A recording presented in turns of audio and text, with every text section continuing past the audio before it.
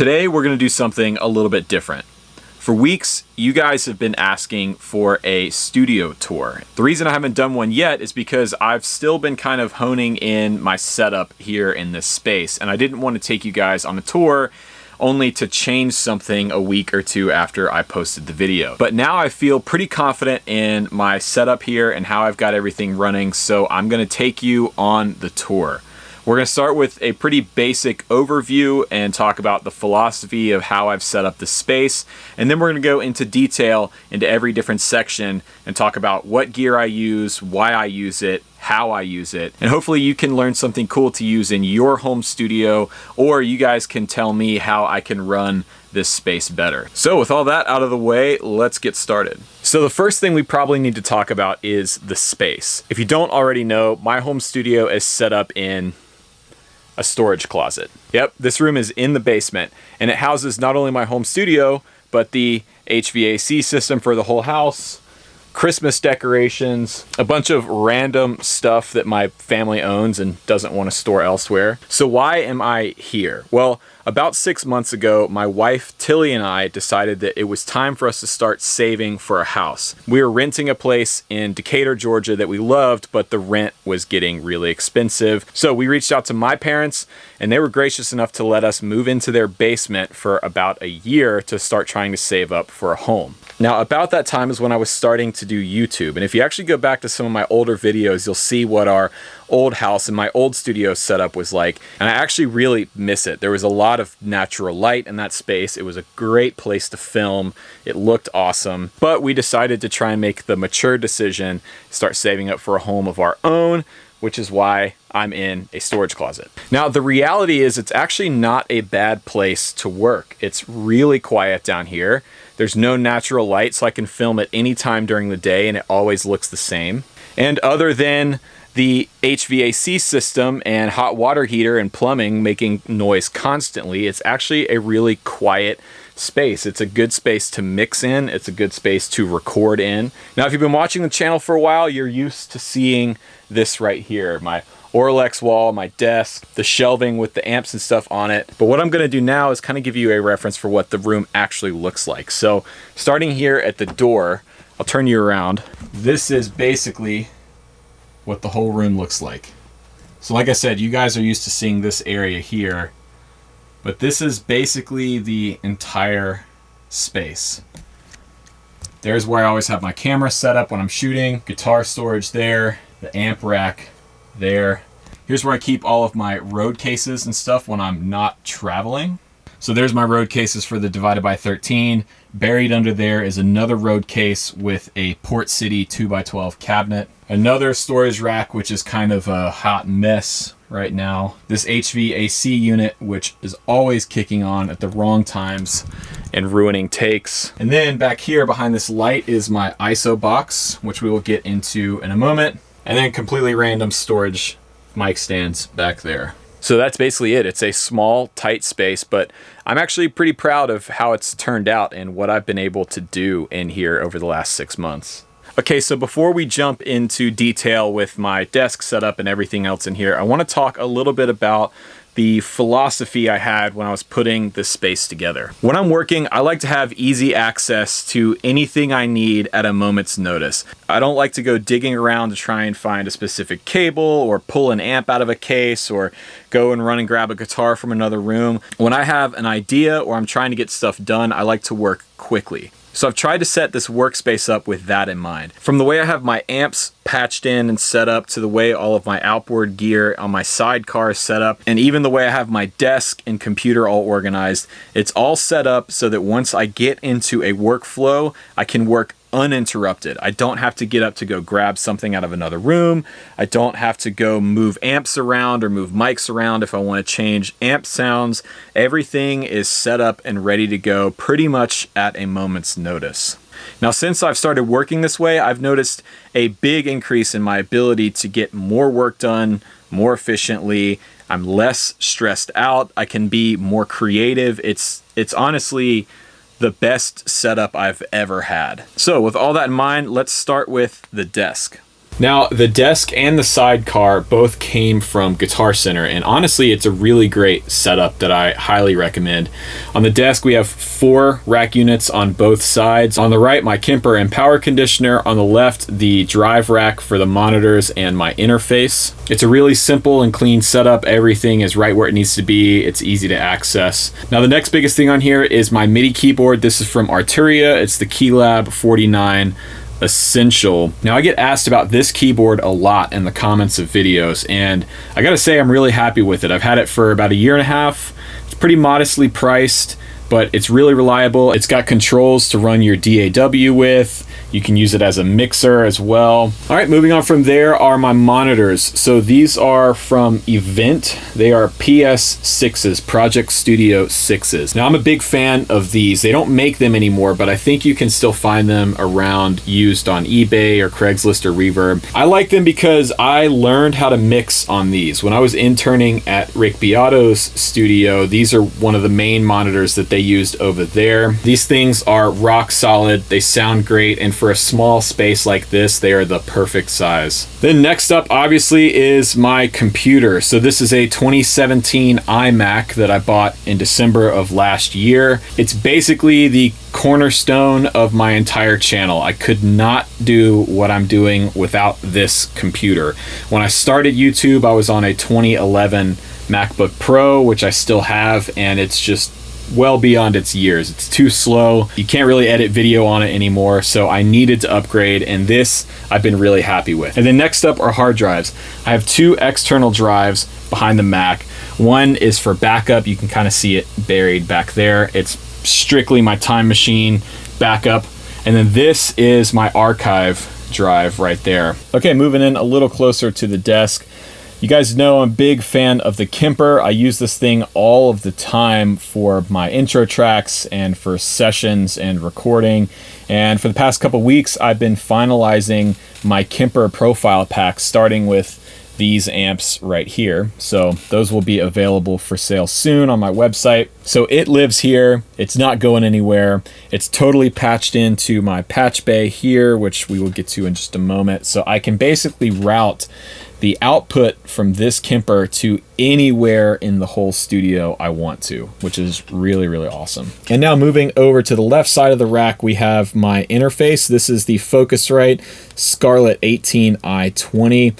This is a great sort of budget-minded USB interface. It's got 8 inputs, 10 outputs, which for this setup is perfect. I'm not tracking drums here. I don't need 16 or 24 channels of I/O.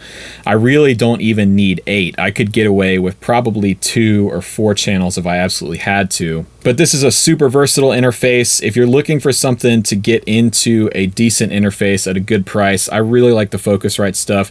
The preamps sound good. They're not colorful at all, which honestly for this price bracket is what I want. I don't want these preamps to color the sound at all because I have outboard pre's for that. Also, having the 2 inputs on the front is really helpful for when I'm doing live streams. I just plug my live stream mic straight into the front here. It gets routed internally through the Mac and goes straight out to YouTube, which is super nice. And then this is the DBX Drive Rack PX. It's basically driving the monitors and the sub. I just have the 2 monitor outputs coming from the Scarlett into the drive rack, and those are driving it. So that's basically it for the desk. Now I've got all of this gear patched into my patch bay using 1/4 inch or XLR to D-sub or DB25 snakes. Those are all running into the patch bay and the sidecar here. So let's move on to the sidecar next. All right, so starting up top, obviously the biggest thing right here is the reel-to-reel. This is an Ampex ATR 700. I don't know what year it's from. I think it's from the mid-70s. I've owned it for about a year now and have never really gotten it to work. The channels sound good, passes signal fine, but the motors are bad, and I'm pretty sure the tape heads need to be replaced. So it needs a lot of work, but I hope to get this thing up and running at some point soon and start using it on the channel because I think it'd be really, really cool. Up here is a 1/4 inch. This is running out of the back of the Kemper. Right now I've got the Kemper set up to profile because I've been profiling all of my amps here. So this is the profiling output. And the way I have this set up now is that anytime I can plug that 1/4 inch into any one of these amps. The amps are run into the ISO box where there's a 212 cabinet living that's permanently mic'd up, and I can route that signal anywhere and profile any amp I want pretty much at the drop of a hat. That 1/4 inch just lives up here for the time being until I find something better to do with it. Over here I have a power supply for one of my mics, the Aventone CV12. So next let's move to the gear.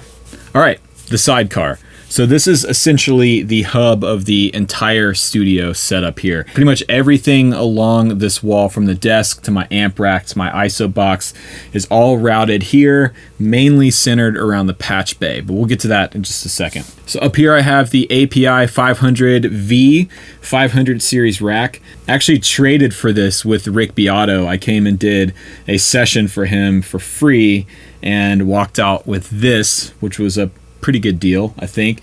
And it came with these two radial units here. Now these are super, super cool. On the left here we have the tank driver.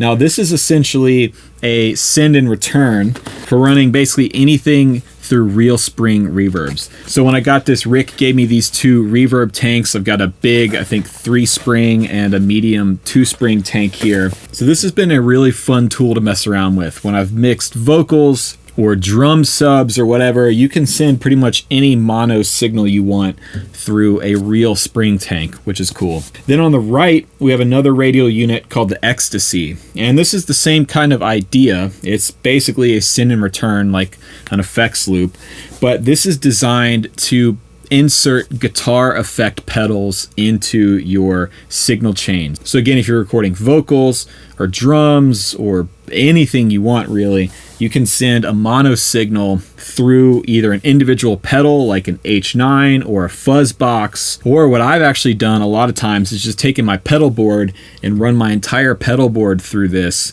and use the Strymons and some overdrive to generate some really, really crazy sounds. On the left here, I have my 2 preamps. These are a relatively new acquisition for me. These are the Shadow Hills Mono Gammas. And these are really cool because they have 3 different transformers in them.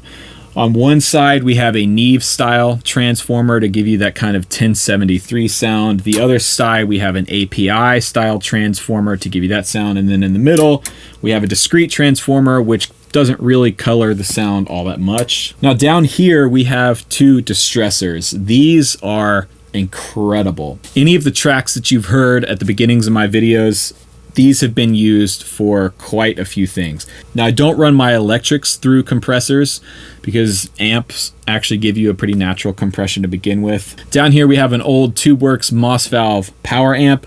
I actually bought this for the Kemper because my Kemper is not powered, and it's cool because it's actually a stereo power amp. It has stereo ins and outs, so it works well with the Kemper. You can run 2 cabinets off of it or a stereo cabinet.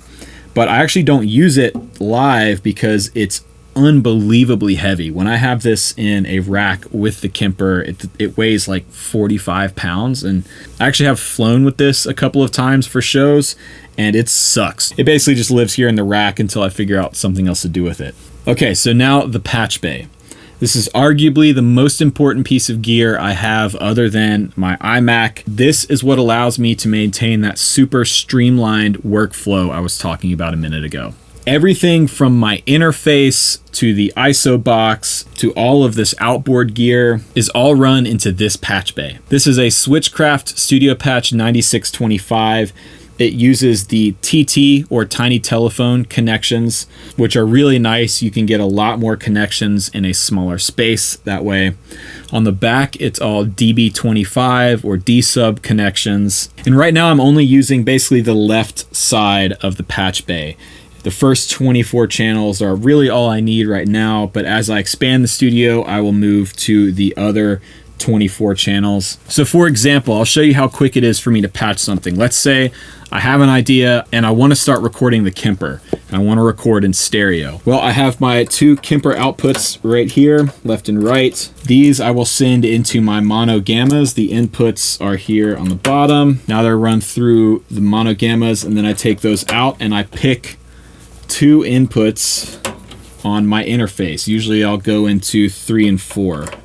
Now, just like that, I pull up a track in either Logic or Pro Tools, hit record enable, dial in my gain, pick my transformers that I want, and I'm ready to go. So if you've got a decent studio setup and you're looking to upgrade and find something that's going to make your workflow smoother and your life easier, I would definitely recommend picking up a decent patch bay. All right, so from the patch bay, next up is the amp rack. So this is just a metal shelf from Home Depot that I've got all of my amps stored on.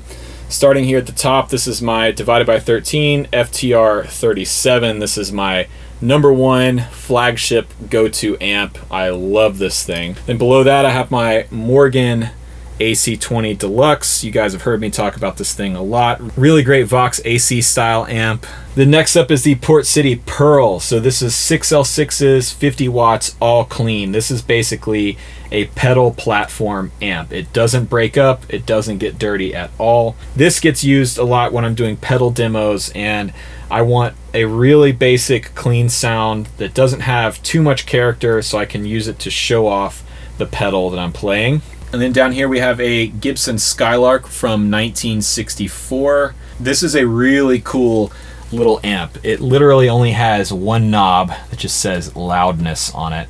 It's also got a really great tube tremolo on it. These things are really cool, and you can find them online for pretty cheap. I think I paid like 250 bucks for this thing. The thing I love to do with this is run it wide open and hit it with a fuzz pedal, and it just screams, man. And then over here is my modded Blues Junior. Real quick, the mods this thing has are a 3-way power switch with a standby position. It has a presence knob on top, which I don't know if you can see back there. I added a presence knob. I've done a tone stack mod. I replaced most of the caps with different value capacitors. I've replaced the speaker with a Warehouse ET65. I think that's about it. Then down here is where I store my pedal boards when I'm not using them. And when I'm ready to record, all I do is pull that out, set it up here right next to my sidecar with the power, run it to any of these amps, and I'm ready to go. And then up here, this is where I have all of my microphone storage. Okay, so this is my homemade ISO box. My wife Tilly and I built this together a few years ago when we were dating because I needed something to record with where I wasn't going to upset the neighbors or roommates or anything like that. So we designed and built this. It's essentially just a box made out of 1/2" MDF that we got from Home Depot, and then 2 layers of insulation. Here we have some foam core insulation, and then we have a layer of Oralex. And that's just glued onto the box, basically on every surface all the way around. Then I added this rubber gasketing material here to seal the lid in. And we built the inside just big enough to house a 212 cabinet. So here is the 212 for my Divided by 13. And then I've got them mic'd up with 2 mics here, the Shure SM57 and a Sennheiser MD421. Now, these are a really great pair of mics to use for recording guitars if you're only using dynamics. Then the mics are run here to this snake, which is patched into my patch bay. Here you can see it's labeled ISO box. And this is what I was talking about earlier with that quick and easy workflow. This cabinet stays mic'd up at all times with the lid closed, so I can just grab those speaker leads, plug them into any one of the amps that I want, and I'm ready to record. So this is my collection of guitars you guys have seen on the channel pretty much at one time or another. This is basically every guitar I own that I gig with or do sessions with or use on the channel. So starting at this end, we have my John Mayer Strat. This is one of the black one special editions that they did several years ago. It's one of, I think, 500 that they made. It has the Big Dipper pickups in it, which are super low output and mid scooped. It's a great Strat. I really love it, but sometimes I think it is a little too on the nose kind of Mayer Strat tone for me. So I'm kind of in the market for another Strat to offset that one, but we'll get there eventually. Then this is my 2008 PRS CE22. This guitar holds a lot of sentimental value to me because this is the guitar that got me through music school. When I got into AIM, my parents bought this guitar for me used from Guitar Center. I did mod it a little bit by adding the 3-way switch and the push-pull tone pot, But other than that, it's totally stock. It's a great guitar, man. It really, really is. Then here's my bass. This is a 2015 American Standard P bass from Fender. I'm not much of a bass player, although I do really love playing bass. It's become one of my new favorite things. But I primarily just use it to record tracks with when I'm writing or doing stuff here on the channel. I would like to upgrade the electronics in it, so maybe there's a video in that somewhere. Then here is the Revolta Combinata. This is a super cool guitar Dennis Fano designed. That is produced by Eastwood Guitars. It's made in Korea. I don't own this one. This one is on loan from Eastwood, but I really love using this thing. It's a great guitar for under 1,500 bucks. This thing is super cool. Then this is one of the guitars I've built over the years. This is a home-built Tele. The body and neck were made by a friend of mine named Greg Hales, who used to have a company called Aperio Guitar. This neck is handmade. It's all mahogany, stainless frets, and he also handmade the body. It's alder body, and I finished it. I painted it and put it all together. This guitar has a set of Lawler Special Ts in it. It sounds really great, and this was actually my first experience on YouTube. I made a series of YouTube videos about this guitar 4 or 5 years ago when I was painting it and putting it all together. If you want to watch those, I will post them in the description below. But that guitar is really cool to me because it was my first experience with experimenting on YouTube. So I think without that guitar, I probably wouldn't have a channel today. Now, if you know this channel at all, then you definitely know these next two guitars. These are my Novos. This is the Novo Ceres T. I picked this one up earlier this year, and this is a really, really cool guitar. This guitar is incredibly lightweight. This thing weighs 6 pounds, 2 ounces, fully set up as it sits right now. So that's a great guitar. And then this one is my number one. And this is my Novo Ceres J. I bought this about 2 years ago from Righteous Guitars in Roswell. I saved up a bunch of money, I sold 2 guitars, and then put a bunch of money on a credit card to be able to afford this thing because it was expensive. But this is honestly the best purchase I've ever made. If I have my way, they're gonna have to bury me with this guitar. Then next up we have the Gretsch Black Falcon. This is just one of those really cool, unique character guitars to have. It sounds like it looks. It's big and sparkly. I might swap the pickups. Those are stock Gretsch pickups in there. I might put some TV Jones in there if I can get my hands on some for a reasonable deal. And last but certainly not least, my ES335. This guitar is my baby. This one has probably the most sentimental value to me out of every guitar I own. This was a gift from my mom and dad when I graduated music school here in Atlanta. My dad surprised me and we drove up to Nashville together. It was like a father-son thing, and picked this guitar out. We played almost every 335 in the city of Nashville back in 2010, and I settled on this one. This guitar has been with me on pretty much every major gig or major opportunity I've ever played. This guitar has been with me. So this is another one that is never leaving my collection. This and the 2 Novos, these are sticking with me forever. So there you go, that's the guitar collection as it sits right now. And then here is the pedal rack. Most recently I got a shipment from Jex Tellez. These guys make some of my favorite pedals ever. They sent me 3 of them, and 2 of them ended up on my board over there. So these are going to get used a lot. This is really cool. Lawrence Petros 68 drive. This is kind of like a Marshall and a box pedal. Obviously you guys know I'm a big fan of the Vertex stuff, so I've got the steel string, the T drive, the dynamic. So yeah, these are all pedals that get swapped in and out of my pedal board setup, and I leave them out because I like to be able to just grab them whenever I want and plug them into a setup that I'm using. Down here is the shelf that needs help. This box is literally just full of a bunch of crap that I can't find another place for. So okay, so there you go. That's the whole studio tour, my whole setup. I hope you enjoyed it. If you did, don't forget to leave a like and a comment down below. Let me know if you have any further questions about anything I talked about here. I'm also going to be linking a lot of the stuff that I use in the description of this video. So if you want more information, you can check that out down there. Also, if you have any recommendations on how I could make this setup better, let me know in the comments below as well. Anyways, that's going to do it for today. Thanks for watching. I'm Rhett Shull, and remember, there is no plan B.